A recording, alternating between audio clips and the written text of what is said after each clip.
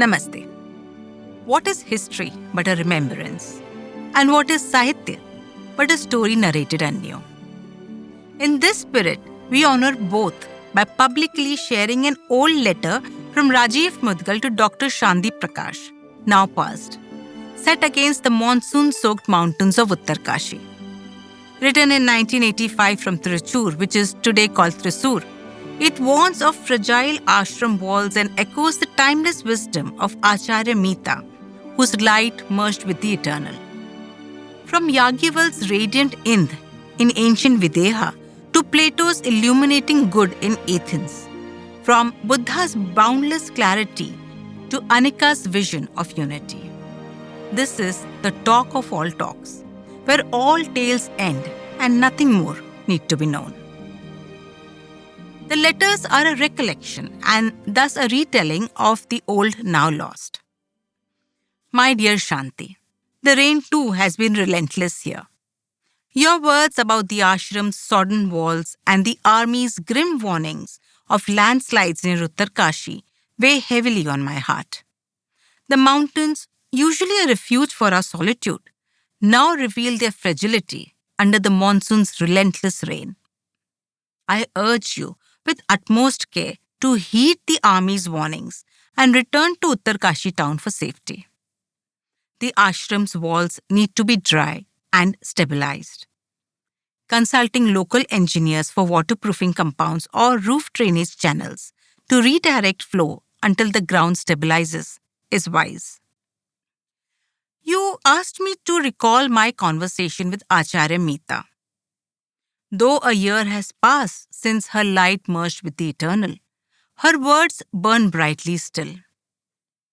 Picture us, Shanti, seated on the ashram's stone veranda, the Narmada roar announcing the monsoon, while her voice wove insights from ancient texts and far-off philosophies. Our talk, like the rain now drenching the ashram, flowed between the seen and unseen, the fleeting and the eternal. I share it with you now, not knowing where her voice ends and my words begin. May the radiance of the Veda, in which the seer, the seeing, and the seen dissolve into clarity. May we be aligned with that light of knowing. With affection, Rajiv Mudgal, 1985, Trichur. Attached with this letter is the story, the tale of tales, and the talk of all talks. In the ancient city of Videha, beneath a canopy of stars, the great sage Yagyavalk sat in the court of King Janak. The air was thick with the scent of sandalwood and the weight of questions. Gargi, the bold scholar, stood among the assembly, her eyes alight with curiosity. She pressed Yagyavalk, her voice cutting through the court's murmurs. Tell me, Yagyavalk, what is the imperishable? What is the thread that weaves this world? Yagyavalk's gaze followed her threads. O Gargi, he said, the imperishable is the unseen seer, the unheard hearer, the unthought thinker. It is the light without shadow, the consciousness that holds all things. Space and time, O Gargi, is woven into it. The fabric of existence is held by its radiant light. To Janak, he said, its true name is Indh, the flaming, shining light of light itself. But the gods, playful as they are and fond of riddles, veiled it, calling it Indra. So the unwise might chase shadows instead of truth. Speech or Vak, O Janak, is its wife. Pran, the vital breath, is its child. The heart, cradling all, is the matrix of its being and non-being. The court felt silent, and then Janak nodded, his heart chanting the Gayatri silently. Om. May the radiance of the Veda, in which the seer, the seeing, and the seen dissolve into clarity. May we be aligned with that light of knowing. Far across the seas, in a sun-drenched agora of Athens, another teacher spun a different tale. Yet its heart beat with the same rhythm.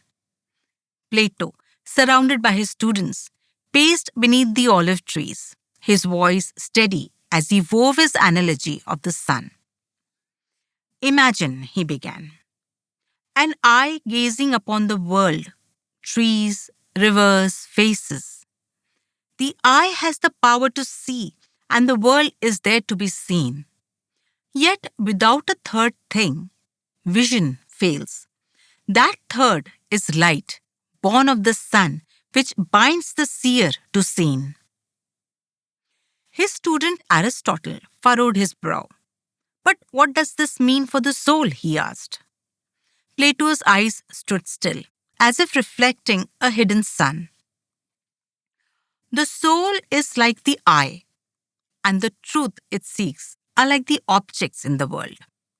But without light, the light of the good, no truth can be known.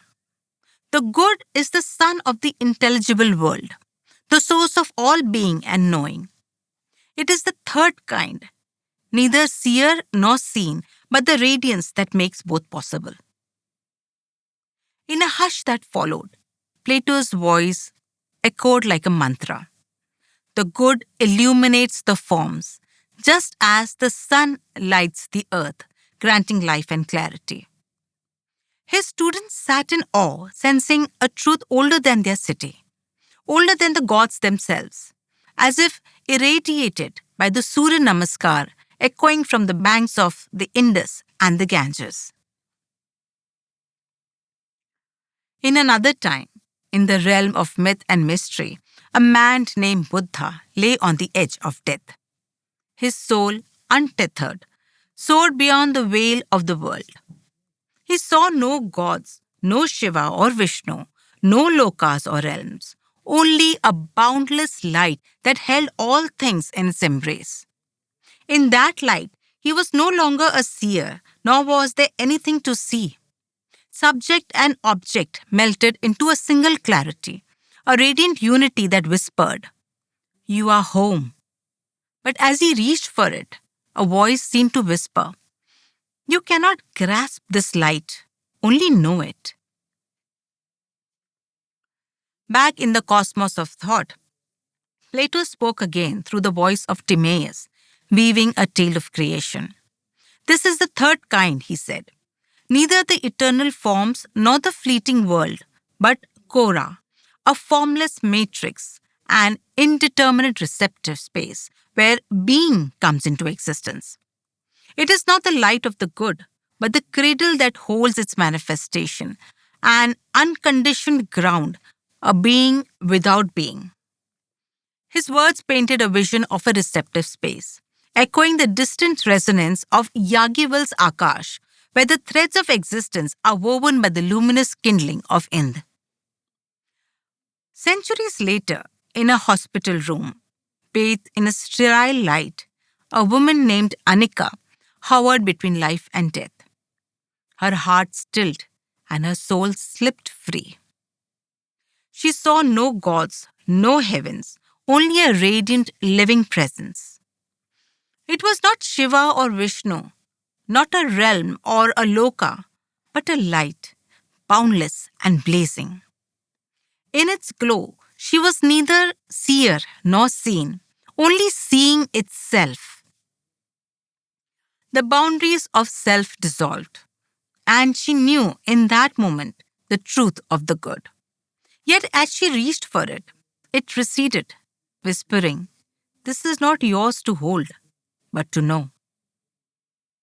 Across time and space, these stories wove together, threads of a single truth.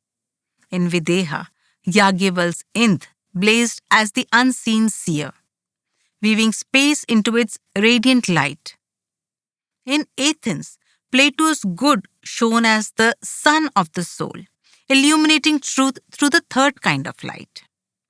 In the death of Buddha and the visions of Anika, the same light collapsed all distinctions, offering a glimpse of the eternal.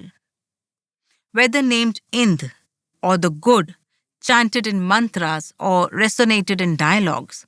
It was the same, the radiant clarity that guides the soul, the eternal witness that holds all things. The god with their riddles called it Indra. Philosophers with their questions called it the good. But the wise in every age knew it as one. The light that binds the seer to the seen, the radiance that births knowing, the untouchable truth that forever calls it the only home. Om. May the radiance of the Veda in which the seer, the seeing and the seen dissolve into clarity. May we be aligned with that light of knowing. तो चलिए generated voices के माध्यम से सुने the tale of tales and the talk of all talks पर हुई एक चर्चा। चैनल को सब्सक्राइब और वीडियो को लाइक और शेयर अवश्य करिएगा ताकि आप जैसे अच्छे साहित्य को पसंद करने वाले और लोगों तक ये पहुंचे। नमस्कार, रेडियो टॉकीज में आप सबका स्वागत है। आज हम एक बहुत ही गहरे विषय में उतर रहे हैं। एक ऐसा सवाल जो शायद हमेशा से इंसान सोचता आया है कि क्या कोई एक चीज है जो समाज को आकार देती है, वैदिक भारत से लेकर प्राचीन ग्रीस तक। हाँ। आज हम चेतना, वास्तविकता और उन अदृश्य शक्तियों के प्राचीन जड़ों में उतर रहे हैं जो समाज को आकार देती हैं, जो इस पूरी दुनिया, हमारे सारे अनुभवों के मूल में है। नमस्कार। आज हम कुछ बड़े सवालों में उतरने वाले हैं। जी। चेतना आखिर है क्या? समाज की जड़ें कहाँ हैं? और वो कौन सी रोशनी है जिसे सदियों से ज्ञान पाने के लिए खोजा जा रहा है? हाँ। हम प्राचीन भारत और ग्रीस के कुछ कमाल के विचारों से लेकर आज के दौर की कुछ तीखी आलोचनाओं तक का सफर करेंगे। बिल्कुल, और इसके लिए हमारे पास कुछ बहुत दिलचस्प स्रोत भी हैं। कुछ पुराने संवाद हैं, कुछ फिलोसॉफिकल इशारे कह लीजिए। हाँ। और कुछ नए जमाने के विचार भी। ये सब मिलकर हमें ये समझने में मदद करेंगे कि लोगों ने दुनिया को, खुद को और अपने समाज को कैसे देखा है। हाँ, बिल्कुल। और ये सवाल सिर्फ हमारा नहीं, अलग अलग सभ्यताओं ने, दार्शनिकों ने इसे समझने की बहुत कोशिश की है। और हमारी आज की जो बातचीत है वो राजीव मुदगल के एक बहुत ही दिलचस्प लेख द टेल ऑफ टेल्स पर आधारित है। सही। ये लेख हमें एक तरह की यात्रा पर ले जाता है, प्राचीन भारत से लेकर ग्रीस तक, फिर बौद्ध कथाएं और यहाँ तक कि आज के जमाने के अनुभव भी, एक कॉमन धागे की तलाश में। हाँ, तो हमारा मकसद यही है कि हम इस लेख में जो अलग अलग नजरिए दिए गए हैं, जैसे याज्ञवल्क्य, प्लेटो, बुद्ध और अनेका नाम की एक महिला का अनुभव, उन्हें देखें, उन पर बात करें और ये समझने की कोशिश करें कि क्या ये सब एक ही चीज की तरफ इशारा कर रहे हैं? कोई एक जानने का सिद्धांत, कोई रोशनी? बिल्कुल। ये चर्चा थोड़ी ध्यान वाली, थोड़ी फिलोसॉफिकल सी होगी। हम कोशिश करेंगे कि सतह के थोड़ा नीचे झांकें। हाँ, देखेंगे कि याज्ञवल्क्य अविनाशी के बारे में क्या कहते हैं, प्लेटो कैसे शुभ के प्रकाश की बात करते हैं, बुद्ध और अनिका का वो रोशनी का अनुभव कैसा था। और दिलचस्प बात यह है कि स्रोतों में बुद्ध के निर्वाण के करीब के अनुभव जी और अनिका नाम की महिला के नियर डेथ एक्सपीरियंस का भी जिक्र है, जहां ऐसी ही रोशनी की बात आती है। हाँ, ये समानता वाकई चौंकाने वाली है। दोनों ही अनुभवों में एक ऐसी रोशनी का जिक्र है जो हर तरफ फैली है, जिसकी कोई सीमा नहीं, और जहां देखने वाला और जो देखा जा रहा है उसका फर्क वो मिट जाता है। फर्क मिट जाता है। हाँ, एक ऐसी साफ समझ जिसे पकड़ा नहीं जा सकता, बस महसूस किया जा सकता है, जाना जा सकता है। अनिका के अनुभव में इसे भरगा कहा गया, यानी तेज चमक या दीप्ति, जो कहीं ना कहीं प्लेटो के द गुड की रोशनी से जुड़ती है। भरगा। जी। लगता है जैसे ये सब एक ही परम सत्य की तरफ इशारा कर रहे हैं, एक शुद्ध ज्ञान देने वाली रोशनी। तो क्या हम ये कह सकते हैं कि हजारों साल और मीलों की दूरी पर अलग अलग सभ्यताओं ने एक ही परम सत्य या चेतना की रोशनी को महसूस किया? हाँ। बस नाम अलग अलग दिए, जैसे वैदिक इंद्र, प्लेटो का द गुड, या बुद्ध और अनिका का अनुभव किया गया भार्गा। जी। सब उसी एक रोशनी की तरफ इशारा करते लगते हैं जो हमें ज्ञान देती है और दुनिया को समझने लायक बनाती है। लगता तो बिल्कुल ऐसा ही है। ये सब उस बुनियादी रोशनी या चेतना की ओर इशारा कर रहे हैं जो जानने वाले और जानी जाने वाली चीज को जोड़ती है हाँ, और ज्ञान को मुमकिन बनाती है। जैसे वैदिक इंधा, हाँ, या प्लेटो का शिवम या परम सत्य। या फिर वो निकट मृत्यु अनुभवों में दिखने वाली दीप्ति। ऐसा लगता है जैसे अलग अलग रास्तों से एक ही मंजिल पर पहुंचने की कोशिश हो। सही कहा। तो चलिए पहले उस प्रसिद्ध दार्शनिक संवाद की ओर चलते हैं जो राजा जनक के दरबार में हुआ था। तो चलिए शुरू करते हैं ये सफर। बिल्कुल, शुरुआत करते हैं प्राचीन भारत से, विदेह नगर। हाँ, कल्पना कीजिए, राजा जनक का दरबार है, ज्ञान की बातें हो रही हैं और वहां है महान ऋषि याज्ञवल्क्य और उनसे सवाल पूछ रही हैं विदुषी गार्गी वाचक्नवे। एक बहुत ही गहरा सवाल। हाँ, गार्गी का सवाल एकदम मुद्दे पर आता है। वो पूछती हैं, याज्ञवल्क्य, वो क्या है जो कभी नष्ट नहीं होता, अविनाशी है, जिसमें ये पूरा ब्रह्मांड ऐसे समाया हुआ है जैसे कपड़े में धागे होते हैं, ताना बाना जैसे। हाँ बिल्कुल, ताना बाना। ये सिर्फ कोई किताबी सवाल नहीं था, ये सच को जानने की एक गहरी इच्छा थी। और याज्ञवल्क्य का जवाब भी उतना ही गहरा। वो कहते हैं कि ये जो अविनाशी तत्व है वो अदृष्ट दृष्टा है। अदृष्ट दृष्टा मतलब जिसे देखा नहीं जा सकता पर वो है जो देख रहा है। फिर कहते हैं अश्रुत श्रोता, जिसे सुना नहीं जा सकता पर जो सुन रहा है। अच्छा। और अमत मनता, जिसे सोचा नहीं जा सकता पर जो सोच रहा है। ओह, तो मतलब वो चेतना जो इन सब के पीछे है, जो सब कुछ मुमकिन बनाती है। हाँ, जो सब कुछ धारण करती है। ये बहुत जरूरी बात है। वो स्रोत जो खुद इंद्रियों से परे है, लेकिन उसी के वजह से हम इंद्रियों से अनुभव कर पाते हैं। सही। और फिर वो एक बहुत पावरफुल मेटाफर, एक रूपक का इस्तेमाल करते हैं, आकाश का। हाँ, वो कहते हैं कि जिसे हम स्पेस या आकाश कहते हैं, वो भी इसी अविनाशी तत्व में बुना हुआ है। आकाश इसमें बुना हुआ है। हाँ। ये बात थोड़ी और समझाएंगे? क्या मतलब है कि स्पेस भी चेतना पर निर्भर है? लेख के हिसाब से हाँ, ये काफी गहरी बात है। मतलब ये कि जिसे हम सोचते हैं कि ये दुनिया का आधार है, खाली जगह, स्पेस, वो भी अपने आप में स्वतंत्र नहीं है। अच्छा। वो भी उसी परम चेतना का एक हिस्सा है, उसी पर टिका है, उसी में प्रकट होता है। जैसे कपड़ा धागों से बनता है, वैसे ही ये पूरा अस्तित्व उसी अविनाशी तत्व से बुना हुआ है। कमाल है, ये तो बिल्कुल अलग नजरिया है स्पेस को देखने का। हाँ, फिर जनक पूछते हैं कि उस प्रकाश या चेतना का नाम क्या है, और यहाँ याज्ञवल्क्य का जवाब थोड़ा रहस्यमय हो जाता है। क्या कहते हैं वो बताते हैं कि उसका असली नाम है इंदह। इंदह। इसका क्या मतलब हुआ? इसका मतलब है प्रज्वलित, चमकता हुआ। मतलब जो खुद से रोशन है, जो बाकी सारी रोशनियों का भी स्रोत है, परम प्रकाश। वाह, इंदह। लेकिन फिर याज्ञवल्क्य इसमें एक पहेली जोड़ देते हैं। पहेली? कैसी पहेली? वो कहते हैं कि देवता लोग इसे सीधे सीधे नहीं बोलते, वो इसे पहेली की तरह इंद्र कहते हैं। इंद्र? अच्छा, तो असली नाम इंदह है, पर देवता उसे इंद्र कहते हैं। ऐसा क्यों? क्या लेख में कुछ है इस बारे में? लेख इशारा करता है कि इंद्र नाम शायद एक तरह का पर्दा है। देवता पहेलियां पसंद करते हैं ना? हाँ, शायद इसलिए कि सच को सीधे सीधे कहने से वो शायद सीमित हो जाए, या ये भी हो सकता है कि साधक को खुद मेहनत करनी पड़े उस तक पहुंचने के लिए, सिर्फ नाम जानकर ही ना रुक जाए। हो सकता है इंद्र शायद शक्ति का, बाहरी दुनिया का प्रतीक हो, जबकि इंदह वो अंदरूनी असली स्रोत है। ये दिलचस्प है। अच्छा, लेख में वाक, प्राण और हृदय के बारे में भी कुछ कहा गया है। वाणी, जीवन श्वास और दिल, इनका क्या कनेक्शन है? हाँ, स्रोत में एक उपमा है कि वाक यानी वाणी उस इंदह की पत्नी जैसी है, प्राण यानी जीवन ऊर्जा संतान जैसा, और हृदय? और हृदय वो जगह है जहां अस्तित्व और अनस्तित्व मिलते हैं, एक तरह का आधार, मैट्रिक्स। ये शायद उस चेतना के अलग अलग पहलुओं को दिखाने का एक काव्यात्मक तरीका है। हृदय सिर्फ फिजिकल ऑर्गन नहीं, बल्कि अस्तित्व का गहरा केंद्र। समझ रहा हूं, ये सब बहुत गहरा है। और इस बातचीत के बाद राजा जनक चुप हो जाते हैं और मन ही मन गायत्री मंत्र जपने लगते हैं।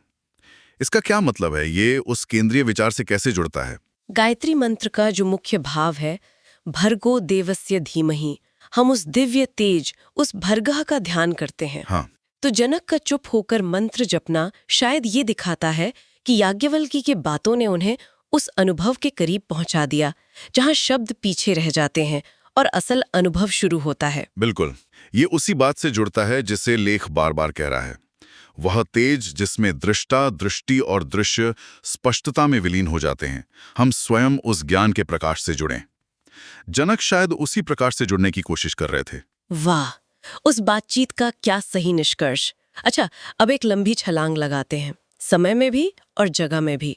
चलते हैं प्राचीन ग्रीस, एथेंस। हाँ, एथेंस का अगोरा। मान लीजिए धूप खिली है और महान दार्शनिक प्लेटो अपने शिष्यों के साथ बैठे हैं। विषय यहाँ बिल्कुल अलग लगेगा शायद, पर क्या यहाँ भी वही धुन सुनाई देती है? बिल्कुल। प्लेटो एक अलग रास्ते से चलते हैं, तर्क से, एनालॉजी से, पर पहुंचते हुए लगते हैं एक वैसे ही निष्कर्ष पर। वो इस्तेमाल करते हैं सूर्य के सादृश्य का, एनालॉजी ऑफ द सन। ये उनके दर्शन में बहुत महत्वपूर्ण है। सूर्य का सादृश्य, ये क्या है और ये हमारे विषय से कैसे जुड़ता है? प्लेटो कहते हैं, सोचिए, आंखें दुनिया को देखती हैं, पेड़, पहाड़, लोग, है ना? हाँ, आंखों में देखने की शक्ति है और दुनिया में चीजें हैं जो देखी जा सकती हैं, पर क्या इतना काफी है देखने के लिए? नहीं, अंधेरे में तो नहीं देख सकते। बिल्कुल, एक तीसरी चीज चाहिए। प्रकाश, जो सूरज से आता है। सही, ये प्रकाश ही आंख देखने वाले और चीज देखी जाने वाले के बीच कनेक्शन बनाता है, तभी देखना संभव होता है। ठीक है, ये तो समझ आया। अब प्लेटो किसी एनालॉजी को ज्ञान और आत्मा के दायरे में ले जाते हैं। वो कहते हैं, आत्मा आंख की तरह है, वो सत्य को जानना चाहती है, और सत्य की चीजें जैसे न्याय, सुंदरता। हाँ, ये अमूर्त विचार, फॉर्म्स, ये दुनिया की चीजों की तरह हैं जिन्हें जाना जा सकता है। लेकिन जैसे देखने के लिए सूरज का प्रकाश जरूरी है, वैसे ही आत्मा को सत्य जानने के लिए भी एक प्रकाश चाहिए। तो आत्मा के लिए ये प्रकाश क्या है प्लेटो के अनुसार? प्लेटो इसे कहते हैं शुभ का विचार या the idea of the good. ये सारे विचारों में सबसे ऊंचा है। जैसे सूरज भौतिक दुनिया को दिखाता है, उसे जीवन देता है, वैसे ही ये शुभ, द गुड, विचारों की दुनिया को जानने लायक बनाता है और सभी विचारों को उनका अस्तित्व देता है। ये परम सत्य और ज्ञान का स्रोत है। तो शुभ ही वो प्रकाश है आत्मा के लिए। लेख में एक शब्द इस्तेमाल हुआ है, ट्राइटन जीनोस। ट्राइटन जीनोस, इसका क्या मतलब है? ट्राइटन जीनियस का मतलब है तीसरी तरह या तीसरी किस्म। जैसे सूरज न तो आंख है न देखी जाने वाली चीज, वो इन दोनों से अलग एक तीसरी चीज है जो देखने को संभव बनाती है। हाँ, वैसे ही प्लेटो के मुताबिक शुभ, द गुड, न तो जानने वाली आत्मा है न जाना जाने वाला सत्य, फॉर्म। ये एक तीसरी और ऊंची श्रेणी है जो ज्ञान को ही संभव बनाती है, ज्ञान का परम स्रोत। ये तो याज्ञवल्क्य के इंधा से कितना मिलता है। इंधा भी ना देखने वाला है ना देखी जाने वाली चीज, वो प्रकाश है जिसमें दोनों दिखते हैं, है ना? चौंकाने वाली समानता। हाँ, क्या ऐसा हो सकता है कि प्लेटो और याज्ञवल्क्य एक ही चीज की बात कर रहे थे, बस भाषा अलग थी, रूपक अलग थे? लगता तो ऐसा ही है। दोनों एक ऐसे परम सिद्धांत की तरफ इशारा कर रहे हैं जो जानने वाले और जानी जाने वाली चीज दोनों से परे है, लेकिन दोनों को संभव बनाता है। एक अनदेखा प्रकाश, एक परम स्रोत। लेख में सिंधु और गंगा के किनारों पर सूर्य नमस्कार की गूंज का जिक्र है। शायद इसी यूनिवर्सैलिटी की तरफ इशारा है कि प्रकाश की ये समझ, ये पूजा अलग अलग रूपों में कई जगह मौजूद थी। हाँ, ये सोचना ही अपने आप में अद्भुत है कि कैसे अलग अलग संस्कृतियां शायद बिना सीधे संपर्क के भी एक जैसे गहरे सत्यों तक पहुंच सकती हैं। बिल्कुल। अच्छा, अब एक और अनुभव की तरफ चलते हैं। ये बुद्ध के परिनिर्वाण यानी मृत्यु के पास के क्षणों से जुड़ा है, जैसा स्रोत में बताया गया है। ये थोड़ा मिथक और रहस्य के दायरे में आता है। हाँ, ये कहानी उस क्षण के बारे में है जब बुद्ध का शरीर शांत हो रहा था और उनकी चेतना, कहानी के अनुसार, शरीर के बंधनों से आजाद होकर परे देख रही थी। और उस अवस्था में उन्होंने क्या देखा? क्या उन्हें कोई स्वर्ग दिखा या कोई देवी देवता? लेख के अनुसार नहीं, ऐसा कुछ नहीं। न कोई शिव, न विष्णु, न कोई और देवता, न ही कोई खास दुनिया या लोक, बल्कि जो उन्होंने अनुभव किया वो कहीं ज्यादा मौलिक और असीम था। वो क्या था? सिर्फ एक अंतहीन, खुद से रोशन, धधकता हुआ प्रकाश। एक ऐसा तेज जो सब कुछ अपने अंदर समेटे हुए था, बिना किसी सीमा के, बिना किसी शक्ल के। और उस प्रकाश में क्या हुआ? ज्ञाता और ज्ञेय का भेद मिट गया। ज्ञाता और ज्ञेय का भेद मिट गया, इसका क्या मतलब है? मतलब मैं देख रहा हूं और ये देखा जा रहा है, ये भाव खत्म हो गया, बस देखना बचा रहा। सब्जेक्ट और ऑब्जेक्ट दोनों एक अकेली साफ स्पष्टता में, एक रोशन एकता में घुल गए। एक एकता में घुल गए। हाँ, लेख इसे घर पहुंचने जैसा एहसास कहता है, जैसे अपने असली स्रोत में वापस लौट जाना। ये अनुभव तो बहुत ही गहरा लगता है, पर इसमें एक सीमा की भी बात है। हाँ, और वो बहुत जरूरी है। जैसे ही बुद्ध ने उस प्रकाश को समझने की, पकड़ने की या उसे कोई नाम देने की कोशिश की, एक हल्की सी आवाज आई, जैसे कोई कह रहा हो, तुम स्वर्ग, आकाश या अपने सपनों को कभी छू नहीं सकते। अच्छा। ये दिखाता है कि ये परम प्रकाश अनुभव करने की चीज है। इसे किसी वस्तु की तरह पकड़ा या रखा नहीं जा सकता। ये बुद्धि और शब्दों से परे है। ये बात कि परम सत्य अनुभव किया जा सकता है पर पकड़ा नहीं जा सकता, ये बहुत महत्वपूर्ण लगती है। ये हमारे सामान्य स्वभाव के बिल्कुल उलट है। हम तो हर चीज पर काबू पाना चाहते हैं। सही कहा। अच्छा, इस अनुभव को ध्यान में रखते हुए वापस प्लेटो के पास चलते हैं, लेकिन इस बार उनके एक और संवाद टिमियस पर, जहां वो खोरा की बात करते हैं। बुद्ध का अनुभव तो उस प्रकाश की सीधी अनुभूति पर था, पर उस आधार का क्या जिसमें ये प्रकाश प्रकट होता है? हाँ, ये बहुत अच्छी कड़ी जोड़ी है आपने। प्लेटो ने इस पर भी सोचा था। टिमेयस में वो दुनिया कैसे बनी इस पर बात करते हुए खोरा का जिक्र करते हैं। ये थोड़ी मुश्किल और रहस्यमयी अवधारणा है। प्लेटो कहते हैं कि असलियत के 3 पहलू हैं। 3 पहलू कौन कौन से? पहला, हमेशा रहने वाले, कभी ना बदलने वाले रूप या विचार, इटर्नल फॉर्म्स। दूसरा, इन रूपों की बदलती हुई अस्थायी परछाइयां या नकलें, यानी हमारी ये दुनिया, सेंसिबल वर्ल्ड। और तीसरा? तीसरा है खोरा। तो ये खोरा क्या है? ये ना तो स्थायी रूप है, ना ही अस्थायी दुनिया। आधार, मैट्रिक्स, जिसमें वो स्थायी रूपों की झलकियां अस्थायी तौर पर शक्ल लेती हैं। मतलब ये खुद बिना किसी शक्ल का है, पर सारी शक्लों को जगह देता है। हाँ, बिल्कुल। जैसे एक गर्भ हो या एक खाली कैनवस जिस पर दुनिया की तस्वीर बनती है, एक ग्रहण करने वाली शून्यता। Receptive void. क्या हम इसकी तुलना याज्ञवल्क्य के आकाश से कर सकते हैं, जिसे इंधा के प्रकाश से बुना हुआ बताया गया था? दोनों एक तरह के आधार या स्पेस की बात कर रहे हैं। ये तुलना बिल्कुल सही बैठती है।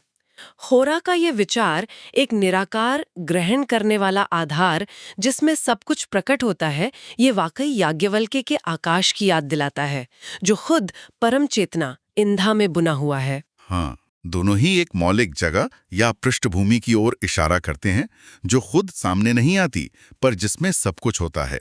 खोरा वो कहाँ है जहां शुभ का प्रकाश रूपों को शक्ल देता है, और आकाश वो स्थान है जो इंधा के प्रकाश से भरा है। ये कनेक्शन अद्भुत है। अच्छा, अब समय की धारा में बहकर सीधा आज के युग में आते हैं। अनिका नाम की एक महिला के मृत्यु निकट अनुभव, नियर डेथ एक्सपीरियंस पर, जैसा लेख में बताया गया है। हाँ, कहानी हमें आज के माहौल में ले जाती है। एक अस्पताल का कमरा, अनिका बहुत बीमार है, जीवन और मौत के बीच। उसका दिल कुछ पल के लिए रुक जाता है और उसकी चेतना शरीर की हदों से पार चली जाती है। और उसका अनुभव कैसा था? क्या वो पुराने वर्णनों से मिलता जुलता था? हैरानी की बात है, हाँ। लेख कहता है कि उसका अनुभव बुद्ध की कहानी से काफी मिलता था।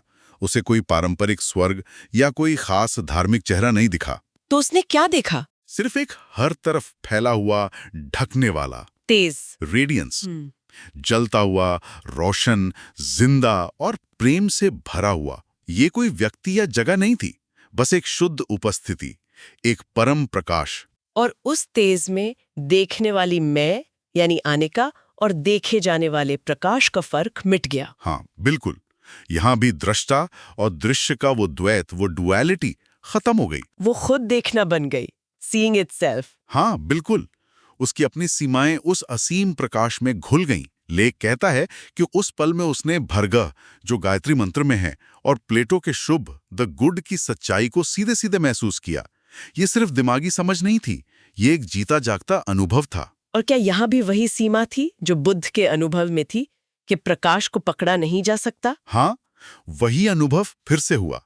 जैसे ही अनिका ने उस तेज को समझने, छूने या रखने की कोशिश की, वो पकड़ से बाहर हो गया, जिसे ना बताया जा सके, ना छुआ जा सके। जैसे एक खामोश संदेश हो, ये तुम्हारे रखने के लिए नहीं है, ये जानने के लिए है, अनुभव करने के लिए है, विश्लेषण या मालिक बनने के लिए नहीं। बिल्कुल। तो हमने याज्ञवल्क्य के इंध और आकाश को देखा, प्लेटो के शुभ और खोरा को, बुद्ध के निर्वाण प्रकाश को और अनिका के आज के अनुभव को, इन सारे अलग अलग धागों को अगर हम एक साथ बुने तो क्या तस्वीर बनती है? क्या कोई एक साझा सच सामने आता है? हाँ, एक बहुत साफ और शक्तिशाली तस्वीर उभरती है। इन सभी कहानियों के दिल में एक मौलिक, एक यूनिफाइंग, खुद से रोशन सिद्धांत या तेज है। जैसे याज्ञवल्क्य का इंद्र, वो अनदेखा देखने वाला जिसमें आकाश बुना है। प्लेटो का शुभ, जो ज्ञान का सूरज है। बुद्ध और अनिका का अनुभव किया हुआ वो असीम प्रकाश, जहां जानने वाले और जानी जाने वाली चीज का भेद मिट जाता है। ये सब एक ही तरफ इशारा कर रहे हैं। तो ये सब बस अलग अलग नाम है एक ही परम सच के? लगता तो यही है। नाम अलग हैं, रूपक अलग हैं, क्योंकि वो अलग अलग संस्कृतियों, समयों और संदर्भों से आए हैं। देवताओं की पहेली में इंद्र, दार्शनिकों के तर्क में शुभ, उपनिषदों के ज्ञान में इंदह, गायत्री मंत्र के ध्यान में भर्गा। पर सार एक ही है। हाँ, सार वही लगता है। एक परम साक्षी चेतना, एक प्रकाश जो ज्ञाता और ज्ञेय के भेद से परे है, लेकिन जो ज्ञान और अनुभव को संभव बनाता है। एक परम स्रोत या घर जिसे सिर्फ अनुभव किया जा सकता है, शब्दों में बांधा या चीज की तरह पकड़ा नहीं जा सकता। ये जानना कि अलग अलग रास्ते एक ही मंजिल की तरफ इशारा करते हैं, ये काफी राहत देने वाला है। हमने विदेह से एथेंस तक, मिथक से आज के अनुभव तक का सफर किया और हर जगह एक ही रोशन सच की गूंज सुनी। और इस पूरी बातचीत का निचोड़ उस एक वाक्य में है जिसे राजीव मुद्गल ने अपने लेख में सामने रखा है। The radiance in which the seer, the seeing and the seen dissolve into clarity, may we be aligned with that light of knowing itself. तो हमने देखा कि कैसे चेतना का ये मौलिक प्रकाश व्यक्तिगत अनुभव और ब्रह्मांडीय संरचना दोनों स्तरों पर मौजूद है।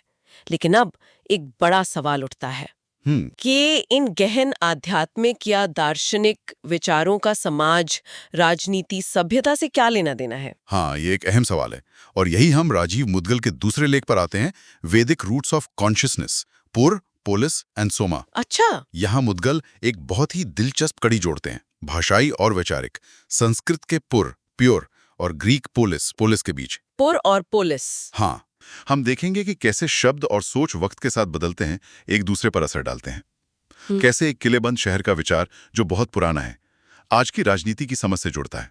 अच्छा, और कैसे वैदिक सोच इस पूरी कहानी में एक बिल्कुल अलग रंग भरती है। चलिए पहले शब्द पुर से शुरू करते हैं। संस्कृत का शब्द है ये। हाँ, पुर। और हम इसे जयपुर, नागपुर, सिंगापुर जैसे कई शहरों के नामों में सुनते हैं। इसका सीधा सा मतलब है शहर, कस्बा या किला। सही, एक बसा हुआ स्थान। माना जाता है कि इसकी जड़ें एक बहुत पुरानी, शायद कहें भाषाओं की परदादी जैसी भाषा, संस्कृत के एक शब्द टपोल में है। टपोल, हाँ। इसका मतलब था कोई गढ़, कोई ऊंची सुरक्षित जगह, एक ऐसा इलाका जिसे घेर कर महफूज बनाया गया हो। और मजे की बात यह है कि यही पुरानी जड़ टपोल ग्रीक शब्द पोलिस का भी स्रोत है। अच्छा, वही जड़। शुरू में पोलिस का मतलब भी वही था, शहर के अंदर कोई किला या ऊंची सुरक्षित जगह, बिल्कुल संस्कृत वाले पुर की तरह। तो शुरुआत एक जैसी है। लेकिन ग्रीस में समय के साथ पोलिस का मतलब सिर्फ किले तक सीमित नहीं रहा, ये फैलकर पूरे शहर राज्य के लिए इस्तेमाल होने लगा। शहर राज्य, सिटी स्टेट जिसे कहते हैं। हाँ, सिटी स्टेट। प्राचीन ग्रीस में ये एक खास तरह की राजनीतिक और सामाजिक इकाई थी। ये सिर्फ एक जगह नहीं थी, बल्कि वहां रहने वाले नागरिकों का एक समुदाय था। अच्छा, जिनकी अपनी पहचान, अपने कानून, अपना शासन था। यहाँ से विचार आगे बढ़ता है और यहीं से मामला और दिलचस्प हो जाता है ना? बिल्कुल। पोलिस का ये सफर एक भौगोलिक जगह से एक राजनीतिक समुदाय बनने तक हमारे आज के शब्द पॉलिटिक्स यानी राजनीति से सीधे जुड़ता है। एकदम सही। ग्रीक में पॉलिटिकॉस का मतलब था पोलिस से जुड़ा हुआ, और पॉलिटिका का मतलब था पोलिस के मामले या कामकाज। पॉलिटिका। हाँ, और अरस्तू की मशहूर किताब पॉलिटिका से ही अंग्रेजी शब्द पॉलिटिक्स और दुनिया की कई और भाषाओं में इसी तरह के शब्द निकले हैं। अच्छा, तो अरस्तू की किताब से ये शब्द फैला? हाँ, सीधे तौर पर कहें तो राजनीति मतलब पोलिस या राज्य को चलाने की कला और विज्ञान। तो संक्षेप में कहें तो संस्कृत का पुर भले ही सीधे सीधे राजनीति शब्द का बाप ना हो, पर वो ग्रीक पोलिस के साथ एक पुराना रिश्ता, वो टिपोलिश वाला, हाँ, वो साझा पूर्वज, वो साझा करता है। और यही पोलिस पश्चिमी राजनीतिक सोच और शब्दावली का केंद्र बन गया। ये दिखाता है कि कैसे दो अलग संस्कृतियों में एक सुरक्षित घेरे वाले स्थान का विचार विकसित होकर समुदाय और शासन के व्यापक विचारों तक पहुंचा। कितना दिलचस्प है। बिल्कुल। तो हमने देखा कैसे शहर का विचार शासन से जुड़ा।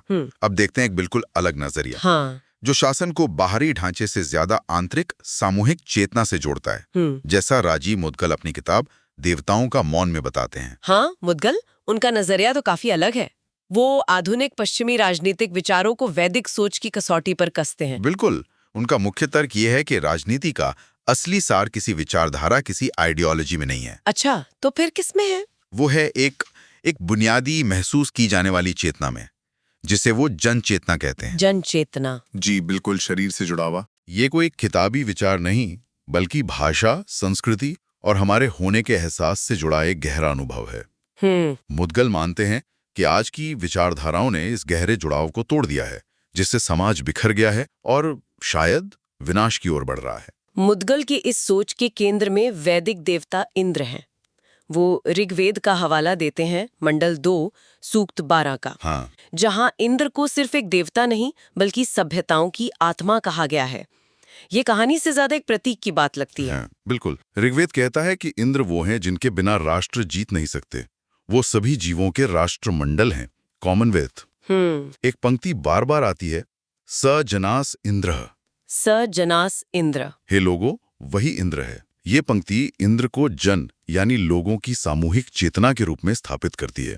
ये सिर्फ मेरी या आपकी चेतना नहीं, बल्कि हम सबकी मिली जुली चेतना की बात है। ये तो बहुत शक्तिशाली विचार है।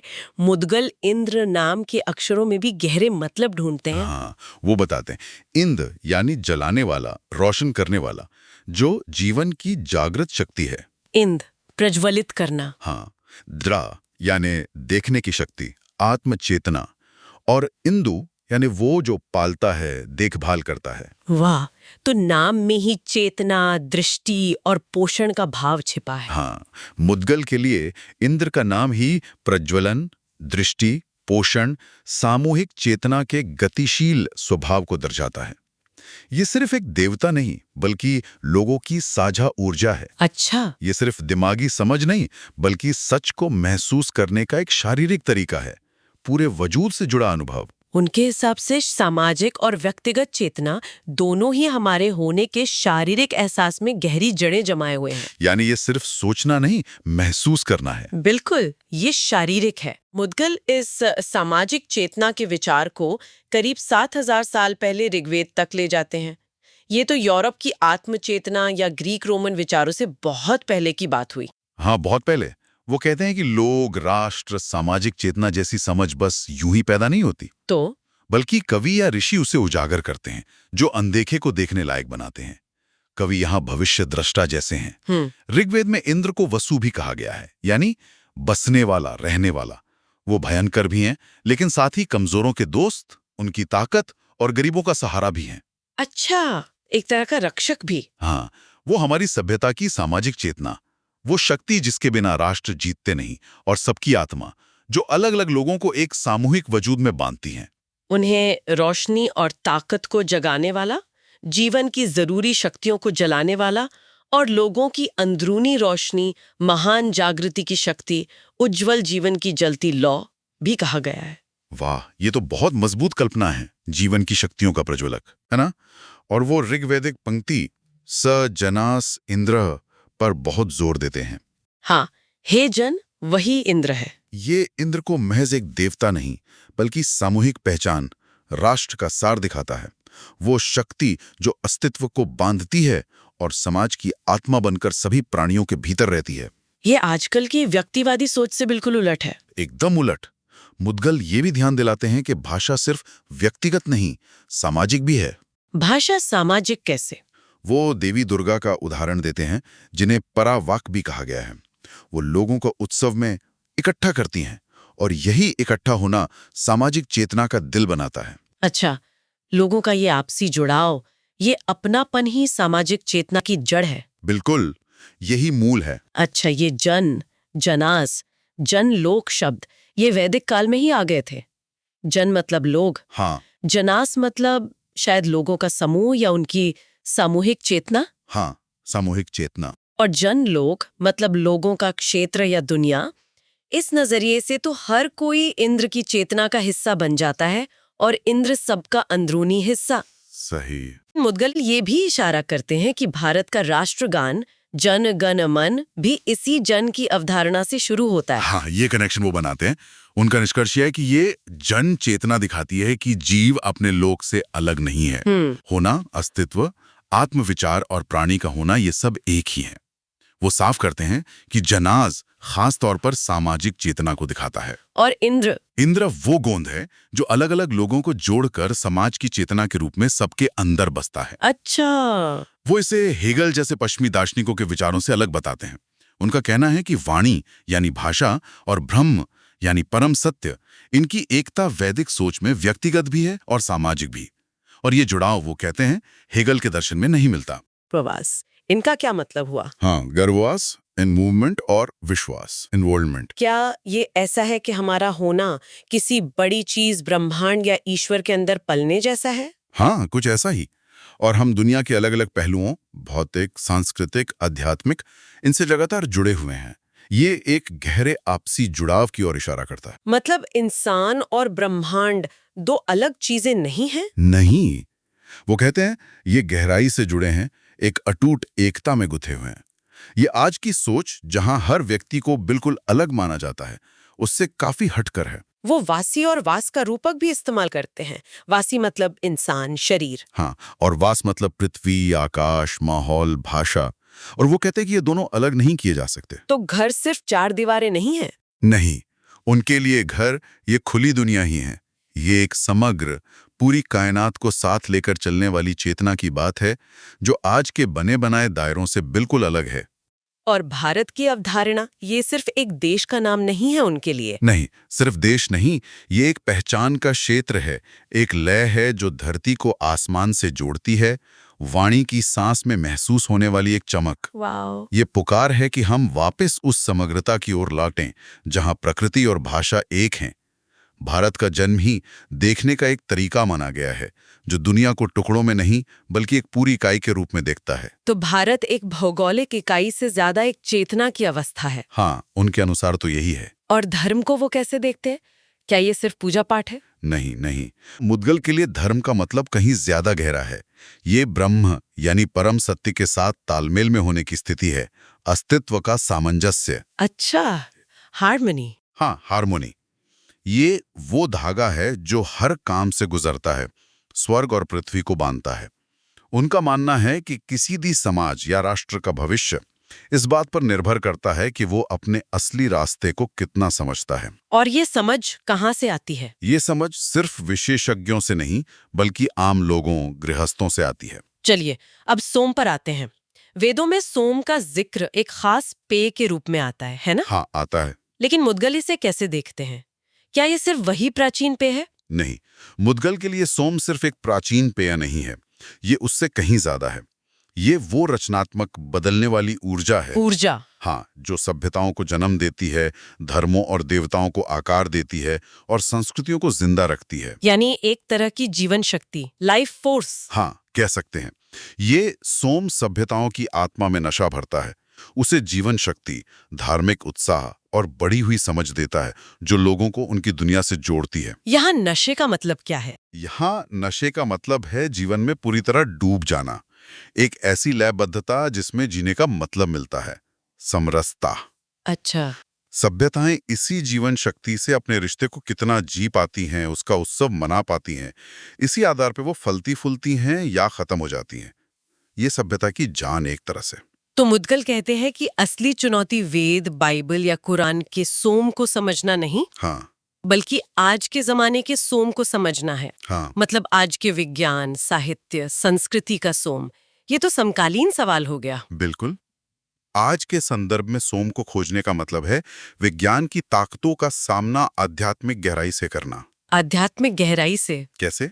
मुदगल कहते हैं कि असली सोम वो रचनात्मक शक्ति और ध्वनि है जो अंदर की तीव्र जलन या तपस्या से पैदा होती है। तपस्या? हाँ, ये आध्यात्मिक तीव्रता अपने अंदर की लकड़ी को जलाने से आती है।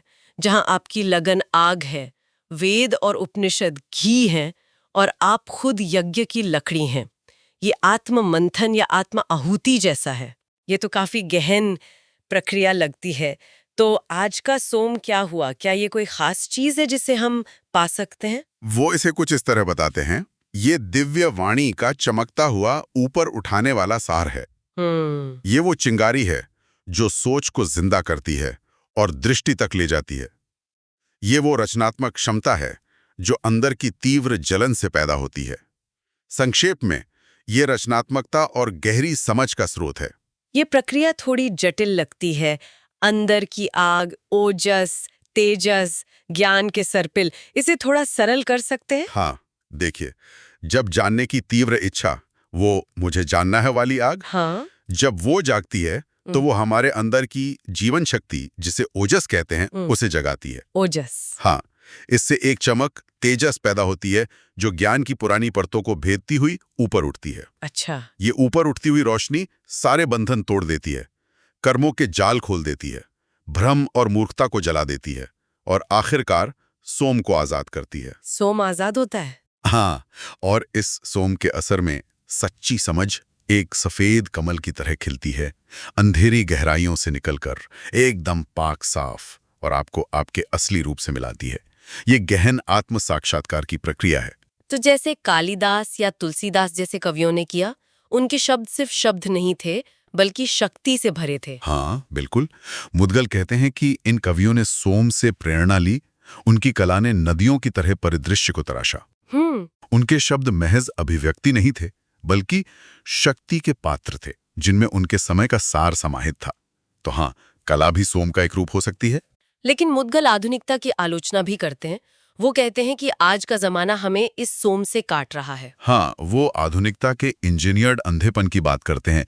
हर चीज को नापना, मानकीकरण करना और सिर्फ आर्थिक नजरिए से देखने पर जो जोर है। हाँ, मेजरमेंट, स्टैंडर्डाइजेशन। तो वो हमें प्रकृति और परंपरा से काट देता है। उनका तर्क है कि आज का विज्ञान और साहित्य अक्सर इंसान के असली सार, आध्यात्मिक तालमेल और एक बड़े जुड़े हुए अस्तित्व का हिस्सा होने के एहसास को पकड़ नहीं पाते। तो सोम की जोड़ने वाली शक्ति के बजाय आधुनिकता में क्या है? बिखराव, फ्रैगमेंटेशन। हाँ, मुदगल कुछ मुख्य समस्याओं की ओर इशारा करते हैं। पहला, विखंडन। हर चीज का भौतिक विश्लेषण और आंकड़ों पर जोर देने से अस्तित्व की आध्यात्मिक, रचनात्मक गहराई छिन जाती है। हम चीजों को टुकड़ों में देखते हैं, पूरी तस्वीर में नहीं। बिल्कुल, इससे पहचान का संकट पैदा होता है। दूसरा, कृत्रिमता, आर्टिफिशियलिटी, जैसे एआई। हाँ, टेक्नोलॉजी जिसमें एआई भी शामिल है, हमारी समझ को खंडित कर सकती है और असली पहचान की जगह नकली नकल, सिमुलेशन ले सकती है। इससे सच्चा मतलब समझना मुश्किल हो जाता है। एआई गणना करता है, शब्द सुझाता है, पर वो कविता को महसूस नहीं करता या समग्रता का अनुभव नहीं करता। तीसरा, काव्यात्मक दृष्टि का खोना, लॉस ऑफ पोएटिक साइट। काव्यात्मक दृष्टि। हाँ, जब हम सिर्फ तर्क, माप और वैज्ञानिक विश्लेषण पर निर्भर हो जाते हैं, तो हम वास्तविकता को एक जुड़ी हुई पूरी इकाई के रूप में महसूस करने और मतलब को सीधे पहचानने की क्षमता खो देते हैं। तो सच्ची पहचान समझना मुश्किल हो जाता है। बहुत मुश्किल, शायद नामुमकिन। और चौथा, आध्यात्मिक निष्क्रियता, स्पिरिचुअल पैसिविटी। ये क्या है? मुदगल एक और खतरे से आगाल करते हैं, वो जिसे पूंजीवादी व्यक्तिवाद का आध्यात्मिकृत रूप कहते हैं। अच्छा। ये वैराग्य और सिर्फ अपनी मुक्ति पर जोर देता है और दुनिया के दुख दर्द को सिर्फ माया कहकर खारिज कर देता है। ये सोच, जो शंकराचार्य के दर्शन की याद दिलाती है, हमें पर्यावरण के विनाश और सामाजिक अन्याय के प्रति उदासीन बना सकती है। बाप रे, ये तो एक बड़ी चुनौती है। यानी आज के जमाने का सोम खोजना हर पीढ़ी का अपना काम है। चेतना के सागर में गोता लगाना, हाँ, अपनी क्षमता के आसमान में उड़ना और अपनी अंदरूनी जलन और सच्ची पहचान के जरिए उस चमकती उठाने वाली रचनात्मक शक्ति को खोजना। ये एक सक्रिय खोज है, कोई बनी बनाई चीज नहीं। और ये इसलिए जरूरी है ताकि हम आज के अस्तित्व के संकट, पर्यावरण की तबाही और बिखराव से उबर सकें, जो आधुनिक सोच और जीवन शैली की देन है। मुदगल अपनी किताब में एक और अजीब सी बात करते हैं, भूत, देवता, दुनिया और अंग्रेजों की एक कॉन्फ्रेंस। ये क्या मामला है? हाँ, ये थोड़ा अलग है। प्रकरण 15 में वो एक कॉन्फ्रेंस का जिक्र करते हैं जहां कुछ अंग्रेज गुप्त वास्तविकता के कई आयामों की बात कर रहे थे। गुप्त वास्तविकता? और इसे समझने से पहले ये जानना जरूरी है कि मुद्गल इसे संभवतः एक व्यंग्यात्मक या प्रतीकात्मक कथा के रूप में इस्तेमाल कर रहे हैं। अपनी आलोचना को एक नाटकीय रूप देने के लिए। हाँ, शायद। ठीक है, तो इस कथा में होता क्या है? वे एक ऐसी स्थिति का वर्णन करते हैं जहां वे कुछ अंग्रेजों से मिलते हैं जो एकीकृत योग और लोकतंत्र के भविष्य पर एक सम्मेलन कर रहे हैं। अच्छा। ये अंग्रेज बड़े उत्साह से अनेक गुप्त वास्तविकताओं और विभिन्न लोकों, भूत, प्रेत, जिन्न, देवदूत, देवता के अस्तित्व की बात करते हैं। वे मानते हैं कि एक परामानसिक विमान, सुपरमेंटल प्लेन, यानी चेतना का एक उच्चतर स्तर पृथ्वी पर उतरने वाला है। और वो क्या करेगा? वो एक पारमांसिक लोकतंत्र की स्थापना करेगा। पारमांसिक लोकतंत्र, इसका क्या मतलब हुआ? उनके अनुसार ये एक ऐसी व्यवस्था होगी जहां प्लेटोनिक विचार, फॉर्म्स, यानी सत्य, न्याय, सौंदर्य के शुद्ध शाश्वत रूप, वो सीधे तौर पर शासन और समाज में प्रकट होंगे। ये तो एक तरह का आध्यात्मिक आदर्शवाद हुआ। हाँ, जो शायद मानव स्वभाव की जटिलताओं को नजरअंदाज करता है। इसके बाद मुद्गल अपने एक स्वप्न जैसे अनुभव का वर्णन करते हैं। कैसा अनुभव? वे बताते हैं कि वे एक अंतर आयामी विमान में प्रवेश करते हैं जहां उन्हें ब्रिटिश लहजे में लोकतांत्रिक आध्यात्मिकता पर गंभीर चर्चा सुनाई देती है। अच्छा, क्या बातें हो रही थी? ये आवाजें एक सुपर स्टेट बनाने की बात कर रही हैं और इस बात पर उलझन में हैं कि भगवान इतने विविध और परस्पर विरोधी तरीकों से कैसे बोल सकते हैं। ये तो वाकई बहुत अजीब और व्यंग्यात्मक लगता है ना? इस पूरे आख्यान का उद्देश्य क्या है? मुद्गल इसके जरिए क्या कहना चाह रहे हैं? ऐसा लगता है कि ये पश्चिमी राजनीतिक और आध्यात्मिक आदर्शों को, जैसे लोकतंत्र या श्री अरबिंदो की सुपरमेंटल चेतना की व्याख्या का एक सरलीकृत रूप, इनको सीधे तौर पर भारतीय या कहिए सार्वभौमिक आध्यात्मिक वास्तविकताओं पर थोपने के प्रयास की आलोचना है। ये उन विचारों के संभावित विखंडन, उनके बाहरीपन और शायद उनके अहंकार को उजागर करता है। बिल्कुल, खासकर जब इसकी तुलना वैदिक समग्र दृष्टिकोण से की जाती है, जहां वाक और ब्रह्म एक हैं, जहां इंद्र समाज की अंतर्निहित चेतना है, जहां सोम जीवन का रस है। तो ये कथा दिखाती है कि कैसे बाहरी मॉडल्स, चाहे वे कितने भी ऊंचे या आदर्शवादी क्यों न लगे, हाँ, वो उस गहरी जीती जागती एकीकृत वास्तविकता को समझने में विफल हो सकते हैं जिसे वैदिक परंपरा या मुद्गल का विश्लेषण प्रस्तुत करता है। तो ये लिखने का तरीका मुद्गल को ये दिखाने का मौका देता है कि कैसे पश्चिमी विचारों को कई बार आध्यात्मिक चाशनी में लपेटकर पेश किया जाता है। वो रेखांकित करते हैं कि कैसे ये बिखराव, नापतोल, आर्थिक सोच पर अत्यधिक जोर और विचारधारा को थोपना असल में पहचान के गहरे नुकसान की ओर ले जाता है। पहचान का नुकसान? हाँ, ये इंसान को उसके समग्र वास, यानी उसके असली घर, उसके माहौल और वैदिक ज्ञान में निहित उसकी स्वाभाविक सामाजिक चेतना यानी इंद्र से दूर कर देता है। तो उनका पूरा दर्शन हमें वापस जोड़ने की बात करता है। समग्रता की पहचान सबसे जरूरी है। वो हमें अपनी जड़ों और पूरी तस्वीर देखने वाले नजरिए की ओर वापस बुला रहे हैं। तो आज की इस पूरी चर्चा से हमने क्या समझा? हमने देखा कि कैसे पुर और पुलिस जैसे मामूली दिखने वाले शब्दों की गहरी ऐतिहासिक और दार्शनिक जड़ें हैं। हाँ। कैसे एक किलेबंद जगह का विचार शहर और फिर राजनीति की सोच में बदला, और राजीव मुद्गल के नजरिए से समझा कि वैदिक देवता इंद्र सिर्फ एक पौराणिक पात्र नहीं, बल्कि जन चेतना यानी सामूहिक सामाजिक चेतना का एक शक्तिशाली प्रतीक हो सकते हैं। बिल्कुल। और हमने सोम की अवधारणा को खंगाला, जो सिर्फ एक प्राचीन पेय नहीं बल्कि रचनात्मक ऊर्जा का एक गहरा रूपक है। साथ ही हमने आधुनिकता की उन चुनौतियों पर भी गौर किया जो हमें इस ऊर्जा और अपनी समग्र पहचान से काट सकती हैं, जैसे बिखराव और वो काव्यात्मक दृष्टि का खो जाना। हाँ, वो काव्यात्मक दृष्टि। मुद्गल के पश्चिमी विचारों की आलोचना, चाहे हम उससे सहमत हों या ना हो, हमें अपनी बनी बनाई धारणाओं पर सवाल उठाने के लिए प्रेरित करती है। ये याद दिलाती है कि ज्ञान के कई स्रोत हो सकते हैं, सिर्फ वही नहीं जो हमें ज्यादा परिचित लगते हैं। बिल्कुल। तो आखिर ये सब बातें मायने क्यों रखती हैं? ये हमें सोचने पर मजबूर करती हैं कि हम आज अपने आसपास की दुनिया को कैसे देखते हैं, कैसे समझते हैं और उससे कैसे जुड़ते हैं। हाँ।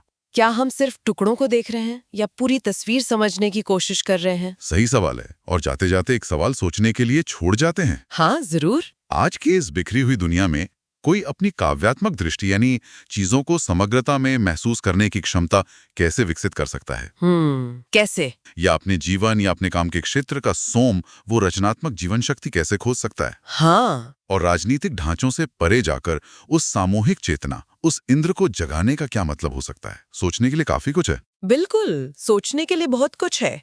तो इसी विचार के साथ आज की ये चर्चा यहीं समाप्त करते हैं। अगली बार फिर मिलेंगे रेडियो टॉकीज पर।